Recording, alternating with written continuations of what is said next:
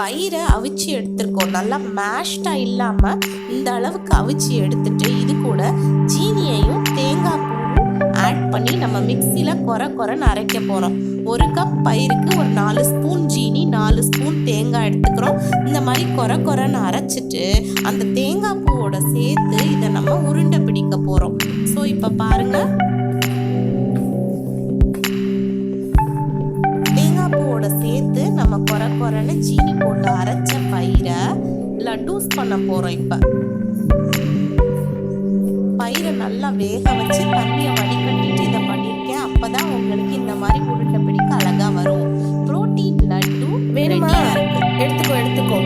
Okay, இதான் நம்மளோட energy லட்டூஸ் ready ஆயிடுச்சு. இன்னைக்கு இந்த வீடியோ போட டைம் இல்லை, ஸோ நான் உங்களுக்கு ஸ்நாப்ஸ் எடுத்து வாய்ஸ் கொடுத்துருக்கேன்.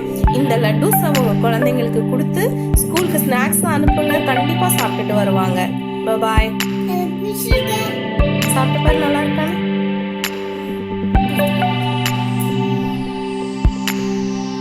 நல்லா இருக்கா? டேஸ்டி?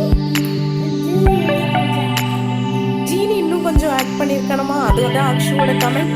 நான் ஜீனி ப்ரிஃபர் பண்ண மாட்டேன், அதனால ஜீனி கம்மியாக தான் ஆட் பண்ணியிருக்கேன். ஹாஃப் சுகர் தான் ஆட் பண்ணியிருக்கேன். நீங்கள் இதுக்கு பதிலாக வெல்லம், கருப்பட்டி, பனை வெல்லம் எதை வேணாலும் ஆட் பண்ணிக்கலாம்.